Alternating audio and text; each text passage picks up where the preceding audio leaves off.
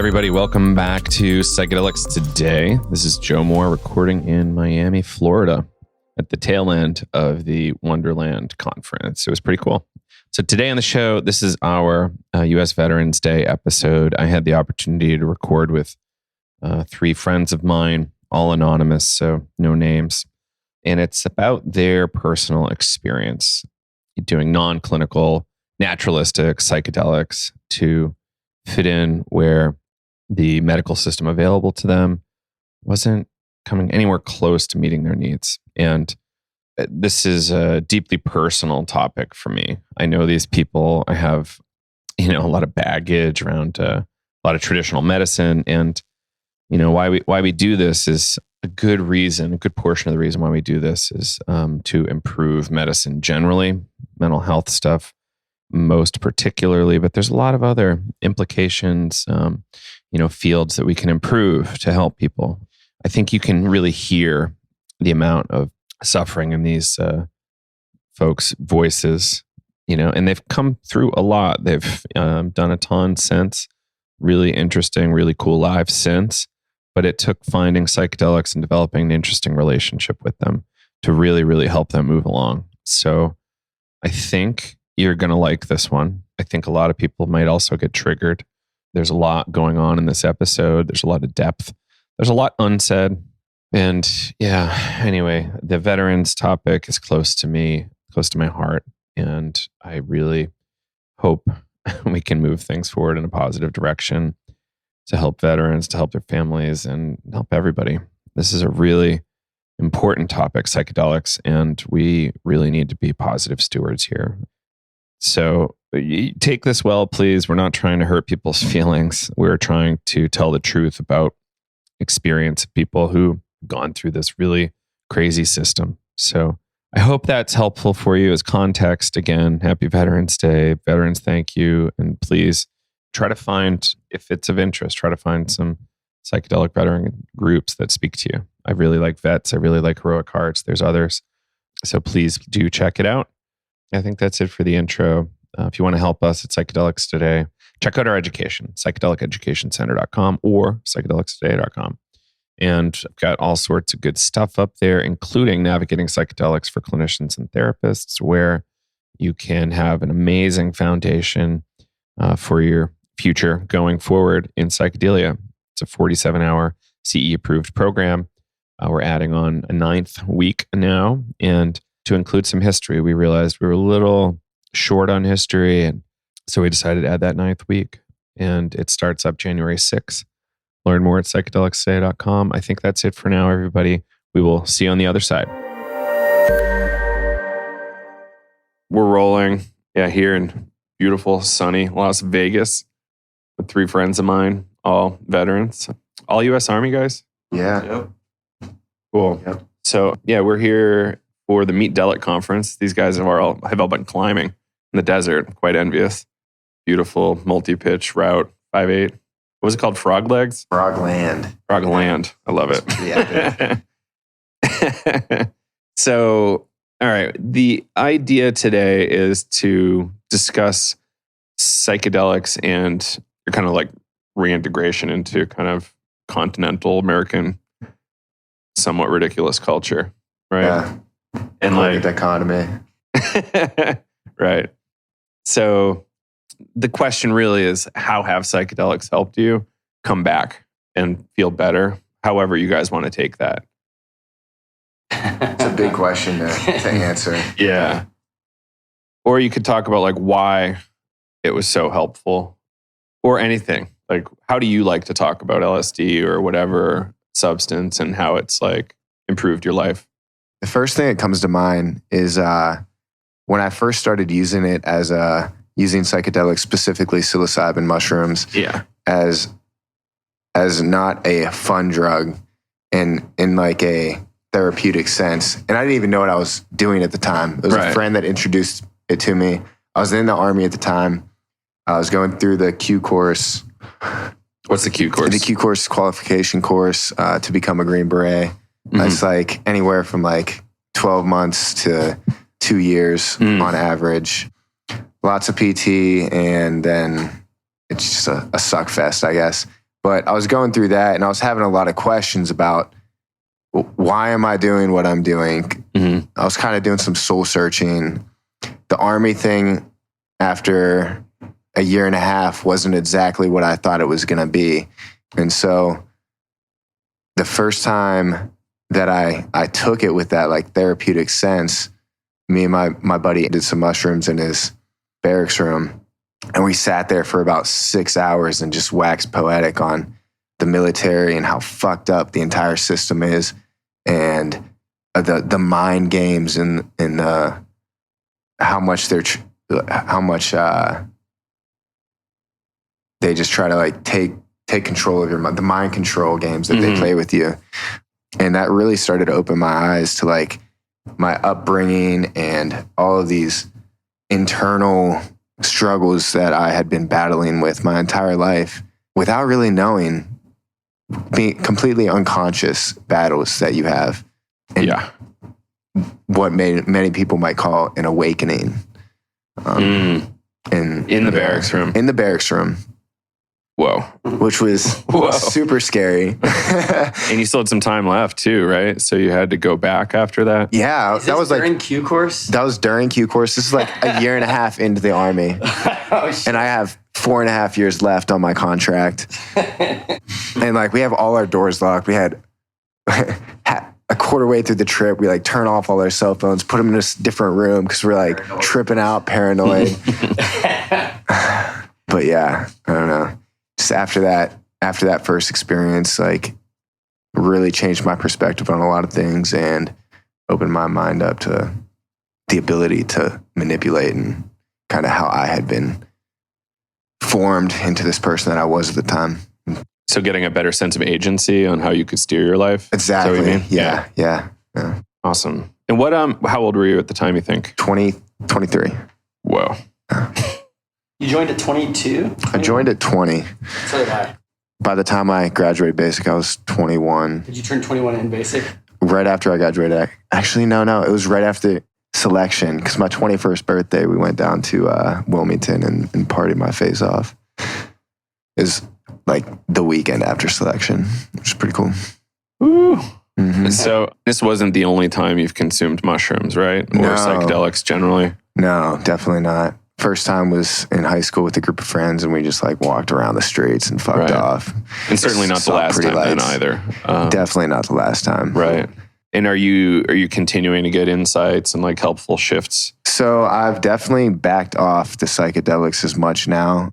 Whenever I was first experimenting with them and in that time frame, you know, I had a bunch, and I would mostly just take it by myself with a notepad and a pen and sit in my room and just like think about whatever came to mind and try to deal with all these things that were confronting my mind. And that, although scary at times, I believe was like one of the most helpful things that I've ever done in my life, because it forces you to face so many of your fears and so many potentials that you've faced in your life, and work through those emotions that you might have just put to the side or hid away. That makes me think of that what Roger said in that Heroic Hearts thing that we talked about yesterday. So there was a panel yesterday with Jesse Gould, a filmmaker, and this guy Roger. I wish I knew his last name. It's like Sparks or something like that, but right. He said, I loved that you took notes, by the way. It's awesome. Yeah, well, I mean, like that just like really rang true. So I was like, I got to write this down. To be good at your job, you have to learn to compartmentalize your emotions, and to be a soldier, you have to basically learn to like just however you feel, just tuck it deep down, and that's because it doesn't matter. Nobody gives a shit. Yeah, nobody gives a shit how you feel. So there's a lot, and that goes with, I think we just do that naturally growing up. Like everybody does that with everything, but in the military, when that's your job, like I think it's probably even more so, because like you're contractually obligated. Like you can't just be like, this job sucks, I'm out. Like you get professionally. If you voice any. Yeah, if you're a little you can't voice anything. I mean, yeah. Right. Caged animal, essentially. Caged animal. Is there any kind of room for constructive feedback from maybe say entry level kind of positions, or does it take a while before you can like kind of feel like you're part of something? Like more so than like the group that like does the hard work. You know what I'm saying? Like, oh, maybe this SOP kind of sucks, or like maybe is there room for a 20-minute constructive feedback window when we're planning? I think that you're so ingrained in like, shut up and do what you're told, basically, that like, I mean, they try to do like 3 ups and 3 downs and like all this shit after, but it's more like just to check the box and say that you did it. Postmortems, like after you're done a project?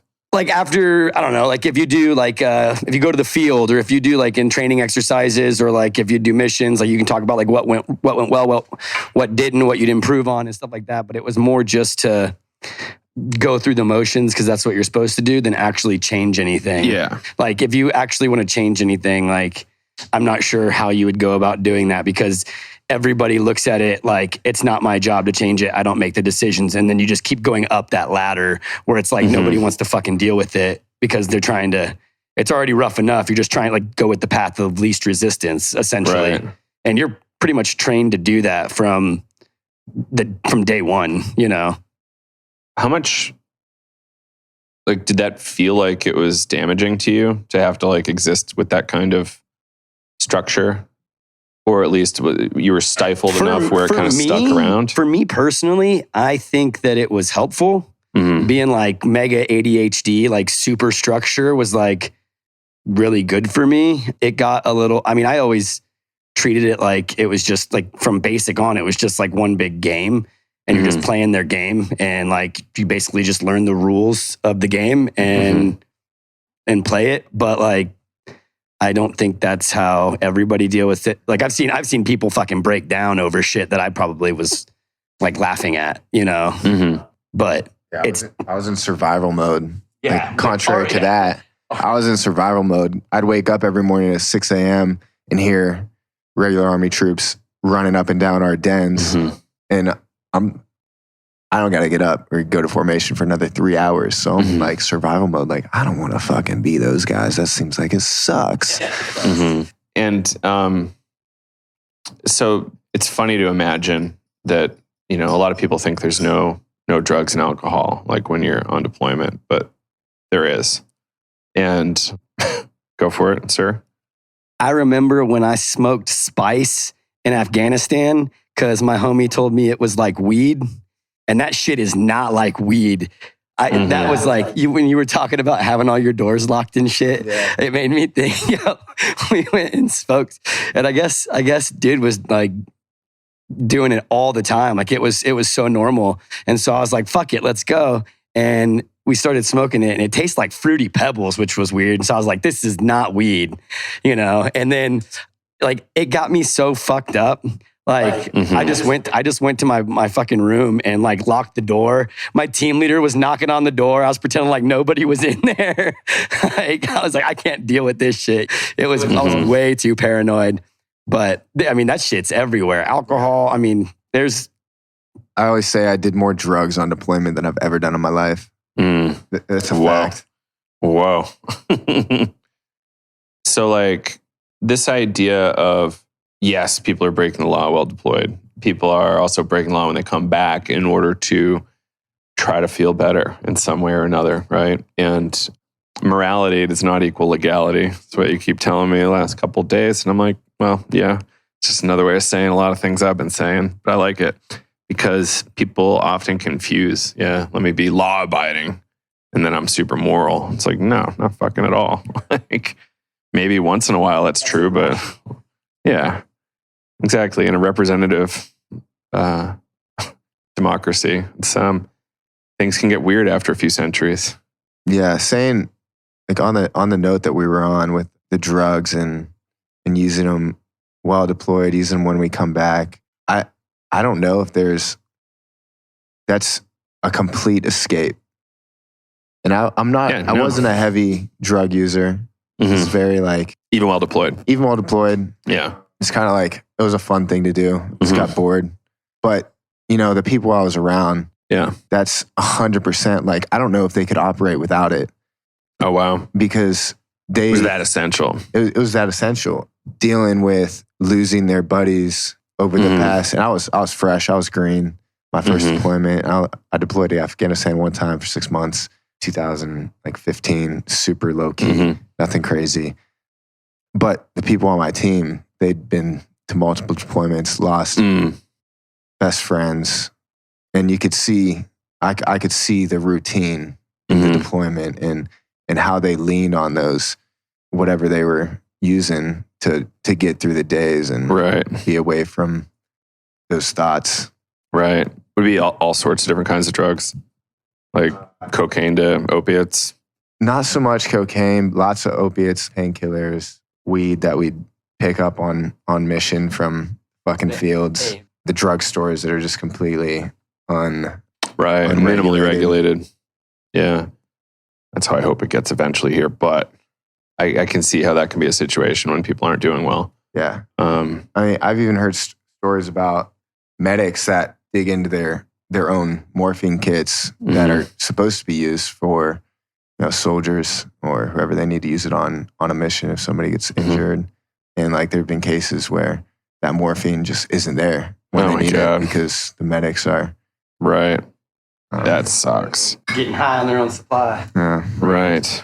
That's tough. Yeah. So you're actively seeing, like after a few deployments, after a few really serious situations, people are getting worn down aggressively. Yeah, absolutely. Absolutely. I'm kind of curious, how did you observe these kinds of things? A lot of it is just like substance abuse, really. I mean, and it doesn't even have to be like illegal substance abuse. I mean, I'm pretty sure that like tobacco companies and energy drink companies, make their bread and butter off of the war machine because, I mean, you go, at least when I was in Afghanistan, soldiers were picking up pallets of Monsters and Red Bulls. I mean, they wake up, first thing they do is crack open a energy drink or Rip-Its or whatever it is at the time. And then go outside and smoke a cigarette, finish that, throw in a dip so they can go run or do whatever. I mean, it's just like, it's never ending. It's just... Stimulant. I think that goes back to like the psychological burden of being in a war zone. Constantly be alert. Yeah, you're constantly alert. You're constantly worried. Every single day for, 3 or 4 years, I was thinking about, okay, like I'm preparing myself for that moment when I'm going to get blown up, going to get shot, going to fucking be walking with some partner soldier and him turn on me. And to live like that for months or years at a time, even if you don't see it, it still is weighing psychologically on your mind. And it definitely like... Just constantly feeling unsafe. Constantly feeling unsafe. And when you come back from that, how do you switch that off? Right. Like habits are hard. And that's like a deeply ingrained habit at a certain point. Yeah, I enlisted in 2009 and that like just made me think of like from day one at Fort Knox, just being told that you're going to get blown up and die. Like literally, they tell you that like from day one and you hear that multiple times every single day. You're going to get blown up and die. But you are going to. No, that's what they say. They say you're going to get blown up and die. And after a while, they're preparing you. And after a while, like you just choose to like live your life in a way that like, well, fuck it, I'm going to get blown up and die. Like I might as well just fucking do whatever I want. And that there's definitely like, especially I was very fortunate, but like coming out of the military with that mindset of like still having that fuck it, I'm going to get blown up and die. Like you got to kind of slow down and face like, you can't keep putting off yourself. Like you're gonna have to face yourself because guess what? You didn't get blown up and you're not dead, or you're not dead. So you're gonna have to if you want to function or live with yourself, you're gonna have to deal with all those things that you've been putting off that have happened in your life, whether it be a deployment, things that happened on deployment, or before you were in the service, growing up, relationships, anything. I think we all do that, but like it's at some point you have to like look introspectively. And I think for me, and coming to terms with the things that have happened in my life, that's where psychedelics have taken a real big step for me and with acceptance, because they don't change anything. You don't take a substance and it changes your situation. You take a substance and with these psychedelics, you've got to, you start to force yourself to look at You get a different angle of view at everything. Yeah, it changes your perspective. So yeah, the angle of view is a good point. Like you start to be able to see things from so many different other angles, and like whereas things might have been so black and white or right and wrong before, that's how you were told things were. When you start looking at things from other perspectives, it helps you like be able to understand and live with it. So like for me personally, the biggest one was my mom's murder. It was my stepdad. It was a murder-suicide, and that happened while I was on deployment. And like that was the biggest trauma for me during my deployment, was my mom being murdered. And burying that away, and I couldn't wait to get back to Afghanistan. I didn't want to be home. I was like, fuck it, dude, send me back. I want to be with my people. Coming out of that, and then getting out and having buried that away, especially like with drinking and abusing alcohol and all that stuff, demons come out that you bury that are just disgusting. And they're not going anywhere. So for me, especially like LSD, like big hits of LSD that have like probably been more than I was intending to take, really have. And then when you're like alone with yourself, you're like, fuck, all right, now we're going to start getting to work. And, you know, starting to see things from like, trying to see things like from my stepdad's perspective. And he's the one that murdered my mom. Like seeing like being in a place where I'm like forced to like deal with what he was going through and feel empathy for him and his lack of mental health.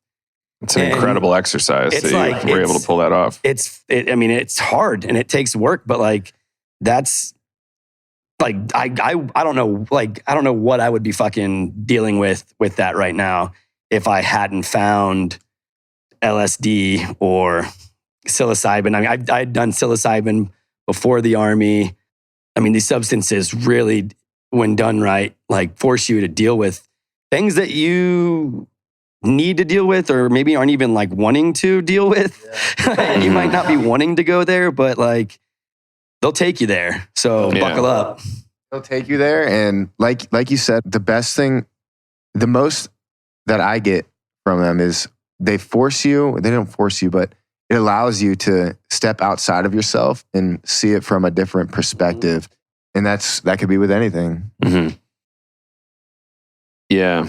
And it's what I'm observing is like your nervous system gets worn down while you're in a heightened state for years and years and years. And you get like into this default pattern of like hyper arousal and like probably not enough rest. I read a few books about like how the introduction of the electric lights and like video games, while people are on deployment, they get even less rest.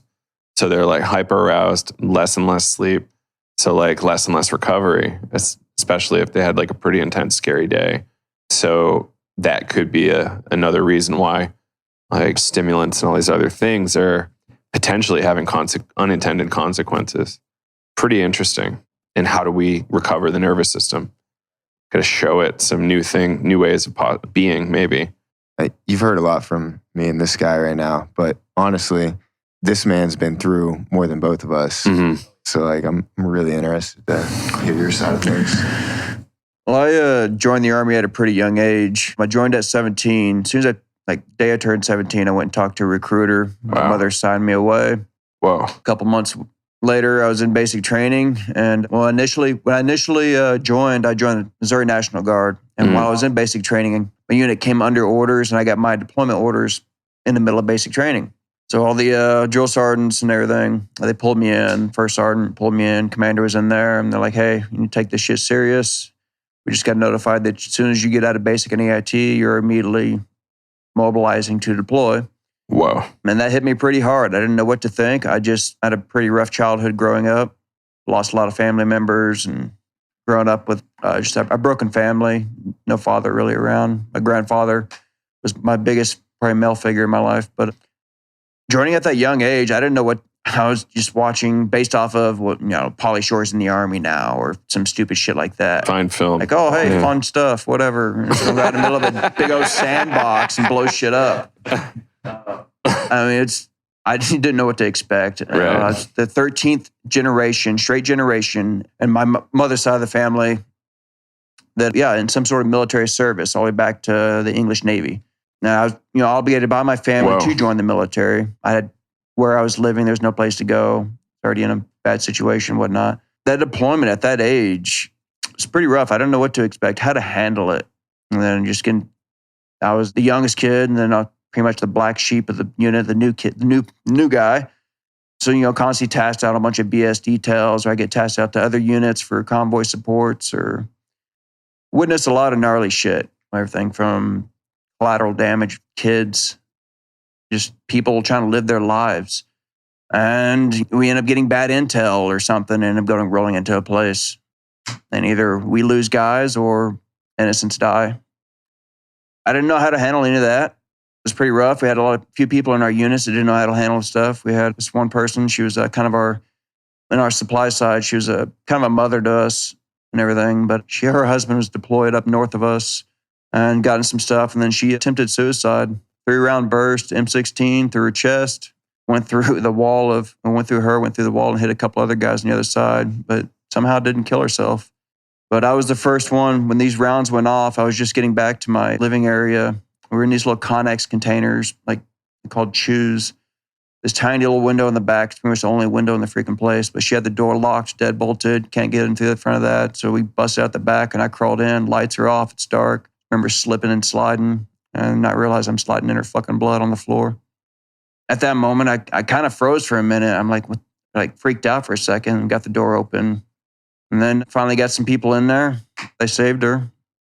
And I was young. I was thrown on the back burner. But he's a kid, whatever, get over it. Nothing. I fucking stewed in that shit for a while. That messed me up in one sense. And then losing a few other friends and convoys. It's hard to explain, but when I got back, they put me on some pills. That didn't really make things any better. I'd gotten married. My deployment issues definitely gave me a lot of problems in my personal life. And I ended up in a divorce after that. Still, they're just pumping pills down me. Ended up with so many side effects from one pill. They give you other pills for those side effects. And then you just keep stacking pills for whatever side effects and cranking up dosages. No, this is just the Army itself, the Army Medical Center. What you get on base.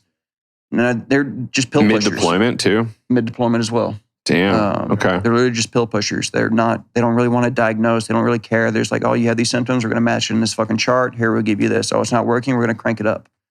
Mm-hmm. And that messed me up quite a bit. Serotonin levels, of course, my cortisol levels and everything were jacked up just from the stress of being around, constant alert. Mm-hmm. Substances like stimulants, nicotine, caffeine were my big ones. Of course, there were others in theater in Iraq that were taking other stimulants. Cocaine was definitely on that list. Mostly pills, lots and lots of pills. And it was coming from within the military itself. Yeah, it was a shit show all around. The healthcare system, the way they treated us, like suck up and push on. Like, some insert, missions, you kind of have to. You definitely have to. When the shit hits the fan and you're in the middle of that shit, you can't fucking dwell on it right there. So you have to push it. You have to set that to the side. So you get in this habit, just pushing things off, pushing it away, pushing it away. And that shit just builds up, and then that lid doesn't stay on, and you just fucking pop. And that's when. Was there an eye on getting to it later, or was that not even like a consideration? It wasn't even a consideration at the time, because you're told to just shove it down, push through, whatever. You'll get through it. Fucking, you'll figure it out later, but you don't ever have that time to figure it out because it's constant. Next mission, next mission, next mission. Then you get back, and they're like, toss their hands back. All right, yeah, welcome back to civilization.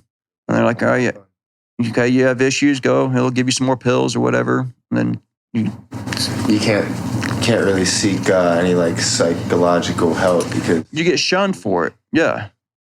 I got denied on a promotion board because I was seeking help. This is something we talk about on the show a lot. Like, this happens in intelligence agencies, police forces, armed services. Like, it's everywhere. And people need help, but they get punished. Right? Yeah. And it's insane. Shamed too. Yeah. I heard he went to a therapist last month. I don't know if we can trust him. Right. On that, on like the getting help while you're in. I've been on like ADHD meds since I was in 6th grade. Mm-hmm. And when I enlisted, they had told me that you have to be off all medications. They drug test you before you go to MEPS and do all that. And it was probably like maybe 2 years in. Yeah, it was like 2 years in. I don't know how I went about it, but I made a mental health appointment and went and talked to a psychiatrist. And basically they were like, she was like, you know, why aren't you on your medications? Like, she's looking at my medical history and like talking to me and all that. She's like, why are you on your medication? Why aren't you on your medications then? And I'm like, well, what do you mean? Like, I was told when I enlisted that I had to be off all medications. And she's like, that's total bullshit. Like, that you can absolutely be on your medications. Like, it's like it's your medications. Like, she was like appalled that, and I was like, no, that's what they told me. And then from then on, I was prescribed Adderall in Garrison, and it was just like one of those things that's like, there's so many people are trying to cut corners, or maybe they just don't know.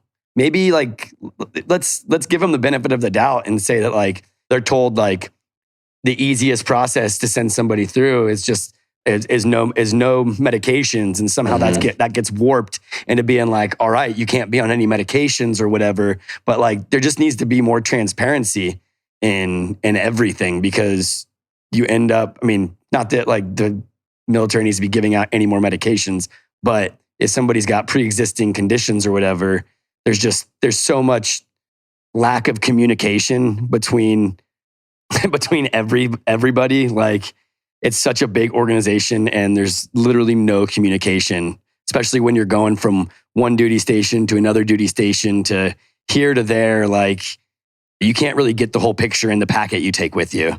Mm-hmm. So I don't know. That was my 2 cents that I was thinking about with like the mental health thing. I was going for medication, and even then, like, I was being told like, oh, you've got a mental health appointment scheduled. Like, it would have been super easy. I've had it done for like regular trips to the TMC for something. They'll be like, oh, you can, like, I've been smoked for having a fucking medical appointment. They've called, canceled it, told me to come to the platoon office, and my team leader or squad leader or whoever is like, I'm gonna smoke you outside for however long, when it's like, I was trying to get fucking medical help. Like, and you're gonna, I mean, you do it, but yeah, you don't have a choice, but it's like, it's gonna be worse. But it's like, and to play devil's advocate, there are plenty of people that play hooky or fake sick, or like, that was one of the hardest things for me getting out, is like, I look at it, you know, not getting a VA rating which I haven't done yet. Like, there's so many motherfuckers that are who are really fucked up that have VA ratings, and then VA I know ratings like a disability scale. Disability, yeah. And then I know people who were pieces of shit, just straight garbage, that are claiming 100%. I'm like, 100%? You didn't do anything. Didn't deploy. Didn't, like, all you've been doing is milking the system the whole time I've known you. So it's like, there's polarity there for sure. But like, when you start treating everybody like they're trying to cheat the system, you're really fucking over the people who give everything they have. Like, I had a squad leader on a run with me one time when we were downrange, talking to me. He's like, man, he's like, dude, you got to learn to take care of yourself. He's like, the Army doesn't give a fuck about you.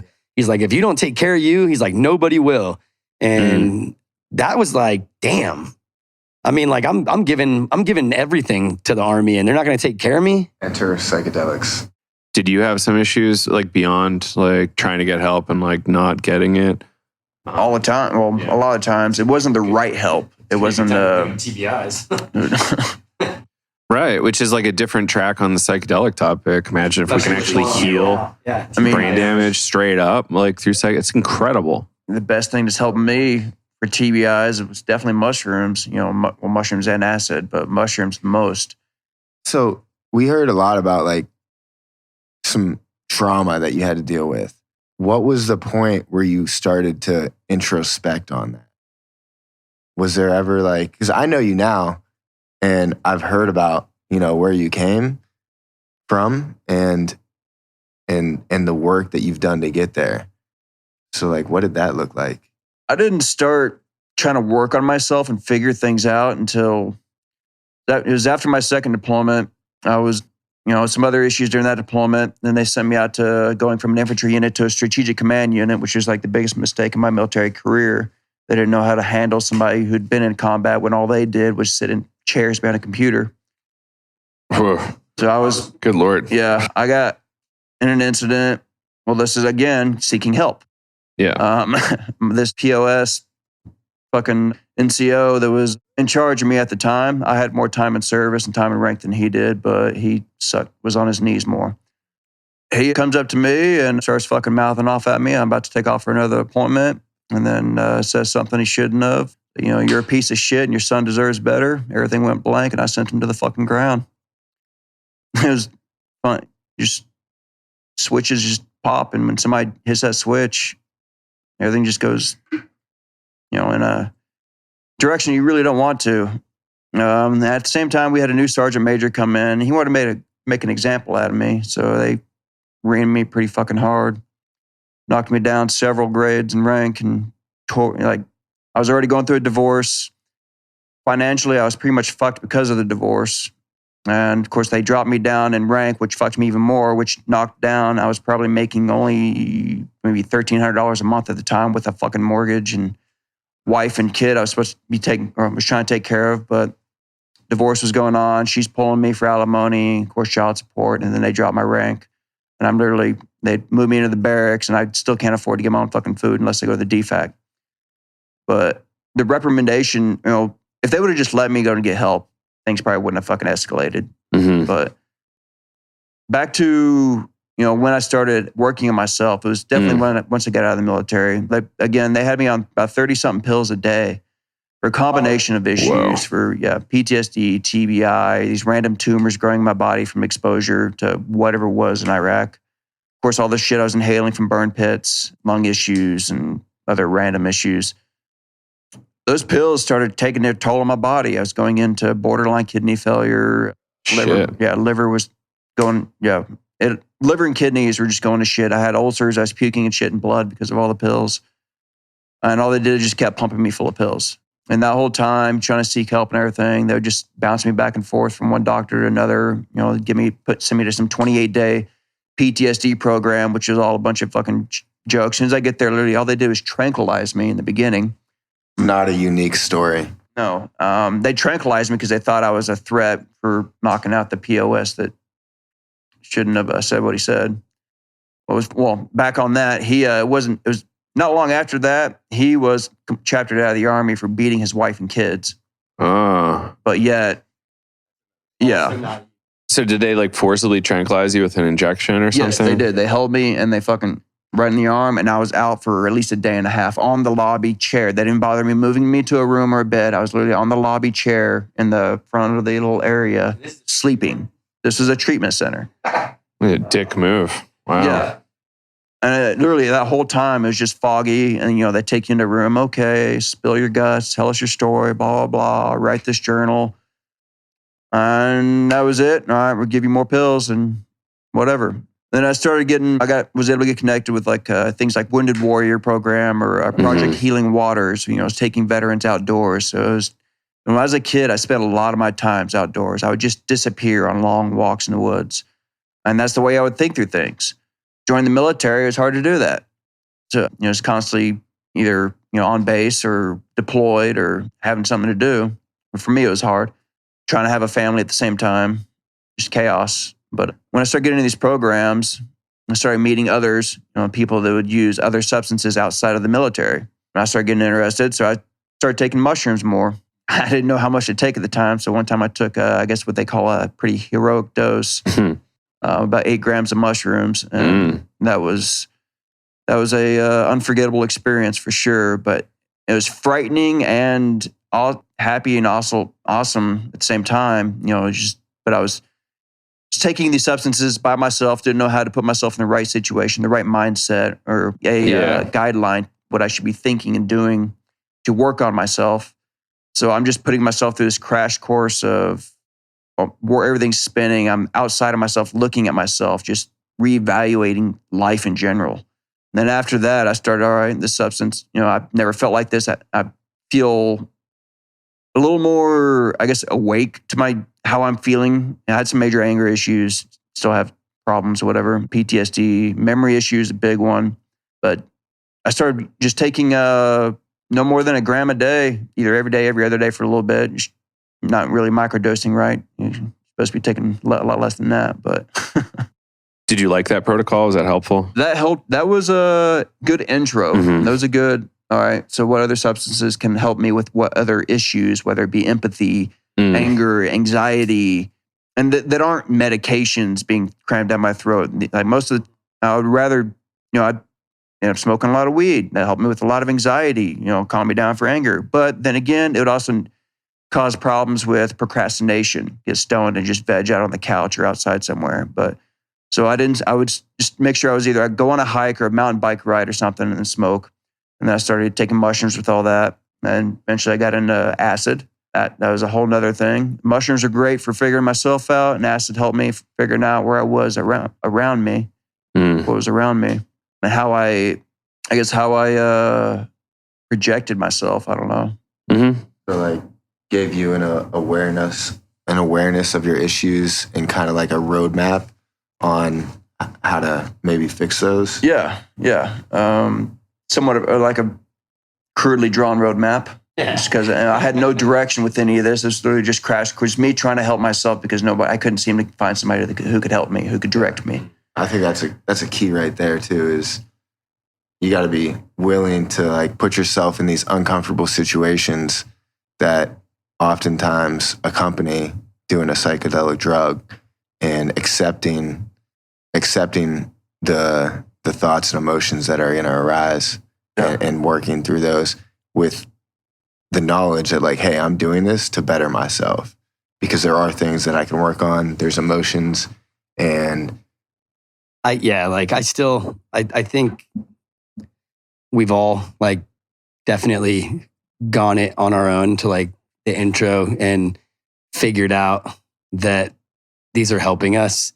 And it just seems like every year it's more like there's just like more discussion and there's more resources out there, which is like really, really cool, especially with like the literature, learning about like set and setting and how you can like use intentions and kind of prepare yourself. I still, even if it's in like a party setting or getting down to do real work, I never take it lightly. Like if I'm eating any psychedelic, it's like I kind of take a deep breath and think to myself, like, where like you got to be prepared for this to go somewhere. Cause like there's been plenty of times where I'm like, oh, I'm gonna eat a gram of mushrooms, and then I eat more, and then I eat more as the night goes on. And next thing I know, everybody else has gone to bed, and I'm awake, pacing, especially because I'm at somebody else's house because I'm not driving home or whatever, and it's nighttime and everybody's asleep, and you're like, all right, here we go. Like, this is not where I thought this was gonna go.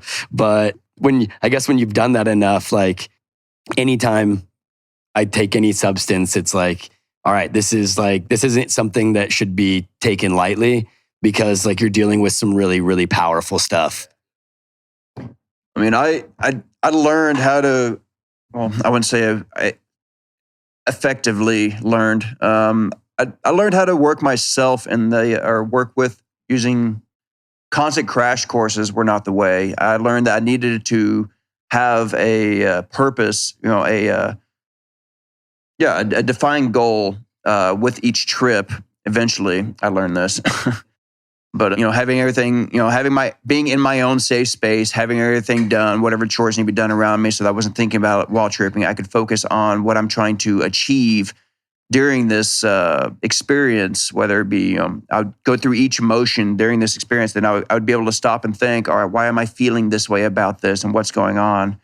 What should I do to change it, or is there something else that I should take to work on it a little bit better, instead of just morphing down a whole bunch of caps or gel tabs or whatever for the physical and what colorful experience it may be. Definitely needed to have a purpose behind it. So now I don't take nowhere near as much as I did because I don't really feel that I need to. But there are still definitely times where I'll do it. I'll hit what I like to call the reset switch. So I'll do a kind of a flip flop with mushrooms and acid in a day. and have a goal behind that. And it kind of, it can definitely be scary. It's kind of a schizophrenic experience. So if you are prone to schizophrenia, it could definitely wreck your world. But you are literally outside of yourself, looking at yourself and just reevaluating everything. It's just, mushrooms come in waves, and the acid's usually pretty steady. I always like to have something around me that'll like bring me back to reality, something to ground me, or a human. Yeah. I'm just curious, like what would that be? Something around you to ground you? So before I get into the psychedelic experience, I'll pick something. It can be whatever. Maybe it's a song that I like to listen to that I know isn't gonna like trip me out. And if I get into a bad space, I'll just put that song on and remind myself, like, hey, you took drugs, you're on this trip for 8 to 12 hours, 4 to 6 hours, whatever. You're gonna come back out of it. Everything is okay. And just reminding myself that. And then having something to flip to that's like gonna put a positive spin on my experience. So it sounds like largely you're talking about solo experiences. Yeah. And it's kind of revolutionary. It's also like some people don't have those skills, right? Yeah. Are you seeing any way to like, well, this will be day one for you of the conference. So you get to meet some folks who are pretty active in the space, which is awesome. Yeah. Even in the veteran space like Heroic Hearts. And it's going to be really, I think, interesting for you to like see what other people are doing. And like, is there a way to really amplify and scale this? Yeah. So that it can be done super duper cheap, right? Yeah. And more people can get helped. Yeah. Like even $5,000, $6,000, $7,000 per person is kind of too much. For sure. Keep big pharma out of it. And how do you reach the people that need the help and get them to understand that this is a valid option that has a lot to offer? It's telling stories.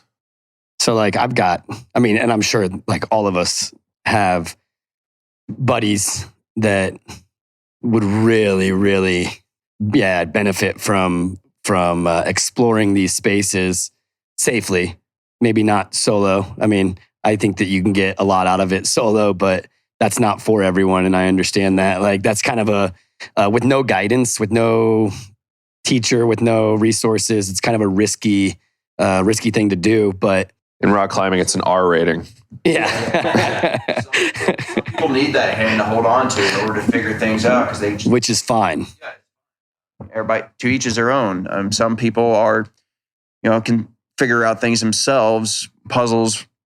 I like puzzles. I like figuring shit out. I'm a hell of a puzzle that's I can't seem to figure out. Rubik's Cube that's unsolvable, but that's myself. If you're somebody that's doubting whether or not you're prepared to do this on your own, the beautiful thing is there are resources out there to help guide you through this, like what Joe does, which is amazing. And after all of my solo experiences, I met Joe after, 50 to 150 trips. Sheesh. and realized, holy shit, like here's this field that I've been building on my own. And I meet this guy, Joe, who's like, everything that I figured out on my own fits perfectly into this package that he's prepared for us. I'm like, God damn, like, why didn't I do this a long fucking time ago? And I learned a lot from your books as well. Thanks for saying that. Really cool. Oh, I forgot. Yeah, you were there for that. We did holotropic breath work and then like a lightweight navigating psychedelics day. It was super sick. Like got to work people through the books and like the whole process. It was awesome. Yeah, that's great having you there. Like I was gonna say that like if you're worried about like legality things too, like there are other ways obviously to like tap into these spaces. And you said breathworks is definitely one of them, and I'm like there's tons of others. So many methods, right? Yeah, like meditation is great if you do wilderness. So like I'm gonna shamelessly plug, but like High Country Veterans Adventures, that they do the same thing through wilderness therapy. Yeah, there's a lot of resources out there to start helping yourself, I guess, is the point. But you just gotta like do a little bit of work. What are some of the more promising things for people coming off deployment?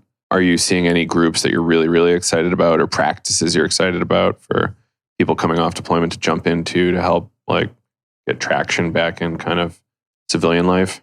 I mean, I know that like as far as post-deployment, usually like the Army tries to do something for you. I can't remember what we did. We were like, it was something kind of goofy, but it was like high-speed go-kart racing or something stupid, like to keep you, I don't know, like to get you to have fun and like unit cohesion and shit like that. But like, there's no real like... Yeah, not on our side. We'd get back and maybe go to work for 2 or 3 days, and then we'd have a week of leave, usually 2 weeks of leave, something like that, and just be thrown back into, well, for me, it was real easy. I'm a single guy, no kids. So I just do whatever the fuck I want. Usually like go visit family off or wherever. That doesn't see me in a long time. But you know, with people, with families, you go from, Shit. the wife, even the wife, like the wife's in her routine, you know, she's dealing with the kids. The kids are in their routine with mom. Everything's streamlined for them. And then boom, you have this wrench to that clockwork, this battle hardened, fucking warrior coming home who's trying to like, what's he gonna do? Like fit the circle into the square hole, like with his kids. That's a lot to deal with, and all parties involved. And yeah, there's as far as I saw, there wasn't a good transition process that the Army offered to like prepare everyone for that. Like both sides, family as well as soldiers. Especially if you got a family, that seems like probably the hardest. Yeah, definitely be improved upon. Worked on that a bit more. I think so too. Yeah. I mean, there are programs now because there's been a lot of soldiers that have brought this up to the rest of the world. And then once they get put under that microscope, of course, they're going to bring something out. Hey, yes, we are helping. Some of the programs are BS, but there are some really good programs out there that are genuine and with genuine people. Yeah. MWR does great stuff. What is it? Like, I don't even know what that acronym is for, honestly, but like... MWR? Yeah. Morale, wellness, and recreation. And there's a lot of good options out there, but again, the problem is if you're the fucking pussy that has to go to transition assistance to like help integrate yourself back into your family. Shame. Oh, yeah. Yeah. You're weak. You need help. And I think hearing stories like this should help kids, right? Like, I hope so. Hey, like this, it's not going to be an easy transition. Like it's okay to ask for some help. And yeah. I mean, I really wish that, they would get on the ball about psychedelics helping veterans and not shaming everyone so much. So many programs now, just within the past, I would say 5 years, where psychedelics have really been helping a lot of veterans more openly. It's the decriminalization. I mean, these different areas, Denver, Oregon, everything, it definitely opens up windows for a lot of companies or people, individuals that really want to help people go, figure things out in their life instead of getting immediately shut down. And if I dared to mention anything to the VA right now about the other substances that I take, it's immediately, oh, do you need classes for a substance abuse? Or are you sure that's helping you? Or here, let's give you these pills instead.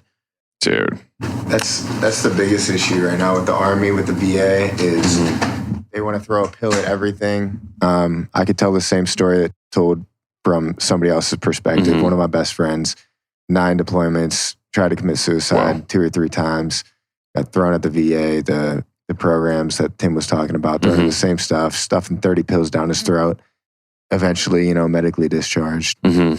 And it went on like that for a couple years. And then finally said, this is fucking bullshit.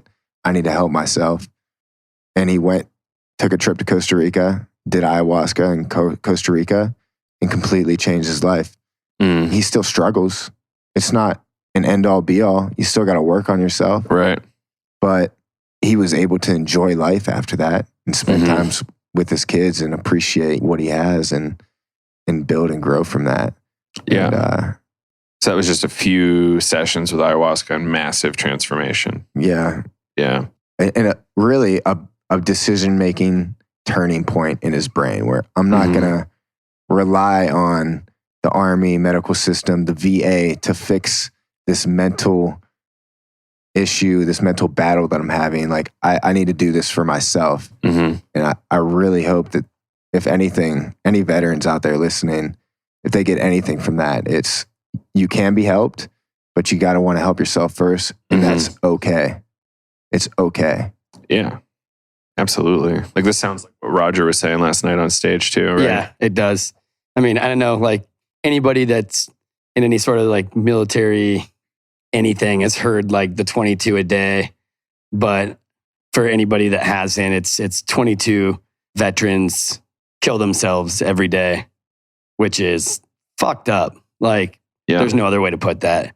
And I think a lot of that has to do with transitioning from not only just going from being a wartime soldier to a garrison soldier, but also from being a full-time soldier to a civilian. That's also like that transition was super difficult. Going to school, you've been overseas in all different kinds of capacities. You've lived a lot of life in a short amount of time. One of my biggest complaints is that they send you back to your home of record when a lot of soldiers enlisted or became an officer or whatever, but they joined to get away from their home environment. Like they left for a reason. And so when you send them back to where they tried to get away from, sometimes or often more damaged than when they left, then you're basically setting them up for failure. Touch on that. What he's talking about is the transition assistance program, and it will pay for you to go back to your home of record, or it'll pay for that move because it's fucking expensive. But they'll only pay for you to go back to your home of record. And if that's not where you want to be, right, you got to pay for it on your own. Which is ridiculous. And I'm obviously, I got out in 2013, so I'm probably not up to date. I don't know if they've done anything about that, but that was something that really bothered me when I was getting out. Not because I didn't want to go back to my home of record, but because I had buddies who I knew had left for a reason and they wanted to get out. Yeah. And they had to go back to their shitty situations. And there's a whole lot of stuff like with that, but I kind of forgot what I was going to say. So outside of inclusion of psychedelics in some way and physicians hopefully shaming patients a little bit less, I say on the phone or on the show regularly, like I can't find a doctor that I can talk to at all. It's insane to me. And somebody coming right out of like active duty, like that's insane. Like how do you even negotiate that? A lot of issues I had, everybody wants to, hey, tell your story. What's wrong with you? A lot of them had never really, all they've heard are other people's stories in this network, the military, the VA system. In recent years has changed, but in my experience, I joined in 2004 and I got out in 2013. Everybody that I was forced to talk to, explain myself, explain why, my experiences, everything, had never experienced combat themselves. So they don't really understand at all, the feelings, the intensity. All they know is what others have told them, and they're trying to compare all those instances. And everybody's experience is different. Can't really put them all in the same basket. Different life upbringing in the beginning, before the military, and then different experiences in the military. But it was just hard trying to find people that could actually understand what you went through, what you're feeling. So when I came to Colorado, or when I got out of the military and I moved up to where I moved to within Colorado, meeting with High Country Veterans Adventures, it's where I met these two guys, which is pretty awesome. Just finding people that you could talk to that have been in the military, understand how the system worked or didn't work. Just association with, shared experiences definitely helps a lot because you realize that you're not alone. A lot of us have had a lot of experiences, some different experiences. I'm not going to say more or worse than others because everybody's experiences, again, different. But we have a common, fuck you, brain. Brain farts suck. If they had a smell, this room would be inhabitable right now. Get yourself a family. It doesn't have to be blood at all. Family, like most people that I call family are not my blood because most of my family's pretty screwed up and they've screwed me over many times. But you need to have those around you that can understand your experiences, your feelings, whether they be rash or not. Yeah. We're also, I mean, just the camaraderie in the military, like you're with your people. All you guys, you live together, like you're with each other. Yeah, it becomes your family. Your team, your team is supposed to be your family. You're supposed to be able to trust each other, but sometimes you end up with a shitty fucking team with shitty fucking people. But there's, when you get when you get discharged out of the military, you're discharged from your family. You get sent back to a place you don't want to be in some people's instances or wherever. So you're definitely disconnected. You're lost unless you have something to come back to that you enjoy. You can become, you can go to your duty station and go to your unit and like make the best friend you've ever made or friends. And you don't know how much longer their contract is. So it could be a month, a year, 2 years, and they get sent somewhere else. So you're just, and it's not just with that one person. It's like with droves of people at different times. Everybody comes to like new units at different times. So you get kind of accustomed to, even if you let yourself get really close, like you can just kind of leave like the emotion out of it when people that you love, because that's what it is. You got those feelings and they move on and you move on and you miss them and maybe you keep in touch, maybe you don't. And then you get new people in and either they're cool or they're not, or you guys vibe or don't or whatever. But there's this constant like shifting. It's a very, for all the structure in there is in the military, it's a very unstable environment emotionally. It's very structured and be here at this time, listen to do this, do that. But like when it comes to like any sort of structure emotionally, and I think it's designed that way, but to keep you hardened essentially, which is important. But being able to look at those things about yourself and like understand, like it's hard to be in relationships. Like it's hard to like, I mean, this goes for a lot of people, but just like talking about your feelings and shit like that. Like you're under the pretense nobody gives a shit about your feelings, and that's not true. People do give a shit about your feelings, so you should too. So find your people. Find your people. And this conversation, I think, extends so far outside of just psychedelics. If we're talking about veterans, we're talking about people in the military getting out.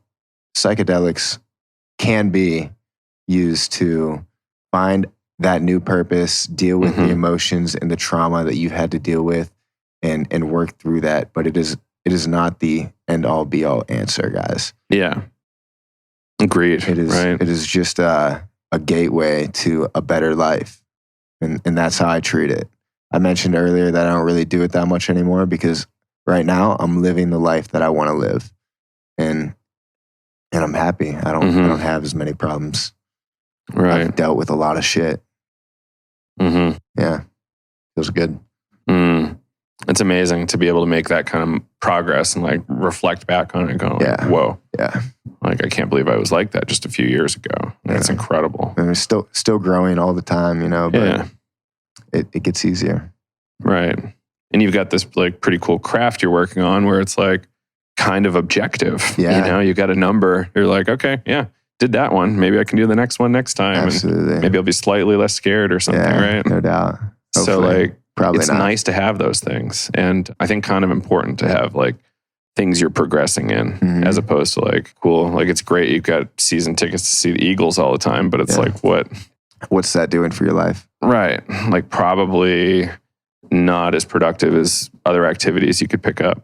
Like long distance hiking or something. Maybe it is. Maybe your fucking goal in life is to be the best Eagles fan ever and collect all the cards and like open up your own trade shop or something. Exactly. And if it's what your passion is. If that's your passion, sweet, dude. Fucking rock on. Do it. Yeah. Hopefully, like you just figure that out for yourself. But for the people that struggle with finding that passion for themselves, like I did, and I think like all of us here did, it happens to be just spending time outdoors for us. I think like adrenaline's like a huge, not just for us, but for a lot of vets, like adrenaline pretty much always trying to get back, not necessarily like intentionally trying to get back to that place, but like getting back to that place where your adrenaline's flying is hyper focus and flow. Hitting that hyper focus or that flow. It's amazing because you feel more in control. you're aware of everything around you, and everything's just sweet, and you're just crushing right through whatever it is. You know, I love the snowboard. I love hauling ass down steep lines, hitting drops or whatever. And in that moment, I am not paying attention to anything else around me, anything else that's stressing me. I'm just looking forward, looking around, looking for the next drop or booter or shark that might rip the bottom of my board out. Climbing, like when I was a kid, I had a pretty good fear of heights. So it wasn't really the heights themselves. It was what would happen if I didn't land on something soft. Rock climbing has been great. Don't do anything like haul or anything. No free solo on rope, high, ridiculous shit. But I definitely love being on that wall because it forces you to be in the moment. You need to have the calmness, breathe, look what's around you, what's your next, your next hold or whatever, next grip, and where you're trying to get to. You have to be in that moment because if you're not in that moment, you're not going to make it very far up that wall if you make it up that wall. And also, long distance hiking. This kind of rolls in a little bit of meditation. For me, it's a moving meditation, self-reflection. It's a lot of walking and a lot of thinking, and you have a lot to think about. I just recently finished the Continental Divide Trail from Mexico to Canada, and with every single one of those steps, 1,000 different thoughts push through that, and then eventually you can slow down those thoughts with each step. So you're on one thought and you can think through it for sometimes the whole day, sometimes not. ADD and ADHD can also hinder that. But my mind goes, 1,000 miles an hour, and it's hard to slow it down unless I'm doing something that, whether it be high adrenaline that keeps me in that moment or something that's drawn out long enough to where I can think through all the rushing thoughts and pull out that one thought to focus on it. I took a buddy to BV. He was stationed down at Fort Carson. This is Buena Vista in Colorado, for those who don't know. And where's Fort Carson? It's in Colorado Springs, yeah. And me and this guy, we were stationed together. We were in Afghanistan together. We've been to lots of different countries together, just in all different kinds of capacities, from partying to as soldiers. And I took him climbing and BV, and at the end of the day, and like we weren't doing anything ridiculous, but at the end of the day, we got back in his truck, and he started his truck up, and he looks at me, and he's like, "Man," he's like, I didn't think about anything else all day but climbing." I was like, "Yeah, man." He was like so shocked that like his whole day was like just he was focused on one thing, and like I can see his face in my head, like he's just like, that was fucking amazing. And it's like when you find that, whatever it is, you can really start to like calm yourself down, which is cool. You don't have to walk from Mexico to Canada to find that, but pretty sweet if you could. I think that long ass walk, what's funny is, I'm wearing a watch that tracked my heart rate, my steps, stress levels, how much sleep I got, several metrics. And my lowest stress day happened to be a 32-mile day with about 4,000 foot of gain in that day, just within the first, I think, 5 miles. Well, it was about 3,000 first 5 miles. I also took about 2.5 hits of acid that day, crushed up this mountain, got to the top, and just in the blood flowing, full peak, but my heart rate's still low. I'm feeling great, and just crushing back down through there. And that 32-mile day, about 12 hours of hiking, it only felt like 3 hours to me. And I looked back at my chart for my stress levels, and that was my lowest stress level, single digits out of the whole trail. It was just in my zone, crushing, thinking through everything. Just I worked through a lot on that. In that one day, just going up that hill, everything from physical pain to mental pains. But I could not have done that day so well if it wasn't for LSD, honestly. It was pretty interesting. Yeah. No two struggles are going to be the same. No two traumas are going to be the same. No two solutions are going to be the same. For me personally, I won't speak on anybody else's behalf. It took a psychedelic trip for me to realize all the things that we're talking about. It doesn't have to be that way for everybody. But you won't know what your solution is until you start trying things. If I would have went on a fucking 6-mile hike or 6-month hike before he started experimenting with psychedelics, that could have been the solution as well. So just get out there and try different things. If psychedelics is something that calls to you, that's something that you think maybe you've heard about it, maybe some friends have talked to you about it, and you've been curious. If that's something that's calling to you, that's totally logical and a great option from personal experience. But just get out there and try those different solutions, because you're not going to get any better until you start trying different things. Absolutely. Yeah. Like diagnostics will get better in time and we'll have more precision in time. But right now you just got to try and don't give up. And there's people that care out there. Absolutely. Something I remind myself for me personally every day.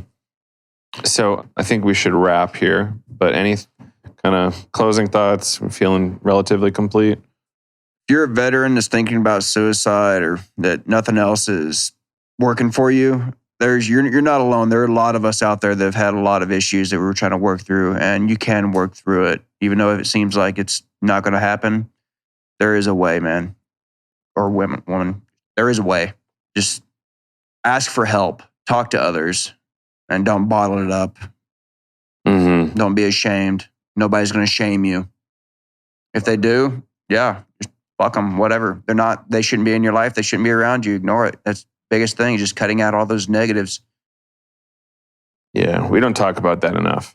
Like if someone's not helpful for you, deep six, beat it, nerds. It's okay to love, guys. Yeah. It's okay. Yeah. All right. Well, thank you all. It was awesome. So this is the Veterans Day episode. Hope you all enjoyed it. And we'll hopefully do more of these. I hope. Yeah. All right. Thanks, guys. Until next time. Thank you, Joe.